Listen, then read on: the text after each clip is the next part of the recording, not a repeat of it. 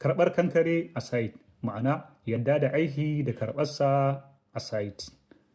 Yaushe ne za ka ce e, sannan kuma yaushe ne za ka ce a'a. Da zarar ka karɓi kankare, ka karɓi haɗari idan har ba shi da kyau, domin ba a sake komawa baya. Idan ka karɓa kenan. Sunana Salim Idris Malami. Ni injiniya ne a ɓangaren gine-gine da kuma ingancin kankare. Karɓar kankare a site ba aikin gaggawa ba ne. Hukunci ne mai tasiri kai tsaye ga ƙarfi da rayuwar gini, ma'ana long-term durability na kankare. Lokacin da za ka ce A ko kuma ka ce A idan na farko mixed design yana nan kuma an yarda da shi. Slum yana cikin range ɗin da aka tsara. Babu wanda ya ƙara ruwa a cikin truck wadda aka kawo a ready mixed concrete. Delivery note ya bayyana, sannan sun zama cikakku. Sannan an yi basic check kafin zuba kankaren. Wannan yana nufin kana da iko akan kwalitin kankaren kenan. Ka ce a'a idan waɗannan abubuwa suka kasance. Na farko, an ƙara ruwa domin aiki ya yi sauƙi, ma'ana a samu laushin kankare. Slum ya yi yawa ko ya yi ƙasa da fiye da design ɗin da aka yi. Sannan babu gwaji ko takardu da aka baka a site. Lokacin transport ya yi tsaho sosai, ma'ana ba a kawo kankarin lokacin da ya kamata ba.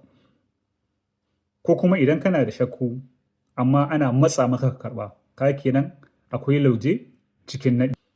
Abin da ya kamata ka gane, da zarar ka karɓi kankare mara kyau, strength ɗinsa zai ragu.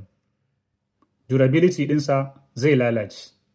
Matsala za ta fito kuma za ta bayyana a watanni kaɗan ko kuma shekaru kaɗan. Amma a lokacin ba wanda zai tuna wanda ya kawo kankaren, sai kai injiniya da ka kula da shi ko kuma wanda suka kula da aikin. Kai za a tambaya kuma kai za a ga kuskure.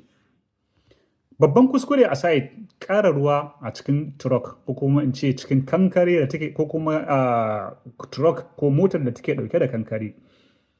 Mutane suna tunanin yana taimakawa. A gaskiya ba haka ba ne. Ƙara ruwan nan yana lalata water cement ratio. Yana rage ƙarfin kankare wato compressive strength.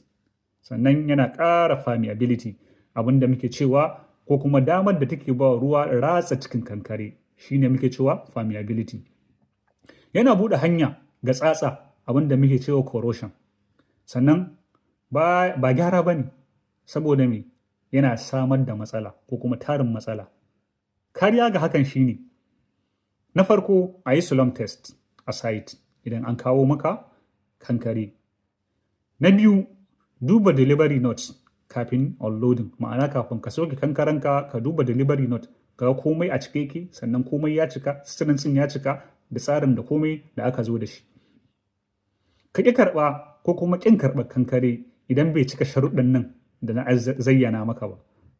Kada ka bari a matsa maka saboda lokaci, a ce saboda lokaci ka karɓa kai sauri ana gaggawa, kamar yadda na faɗa maybe ko kuma wataƙila akwai lauje cikin naɗi. Abin da ya kamata ka gane shine, karɓa ba al'ada ba ce, hukunci ne. Kuskure a yau, matsalar gobe ce. Zan ƙara maimaitawa. Karɓa ba al'ada ba ce, hukunci ne. Matsalar a yau ko kuma in ce kuskuren yau matsala ce a gobe. Ma'ana abin da za ta haifar gobe matsala ce.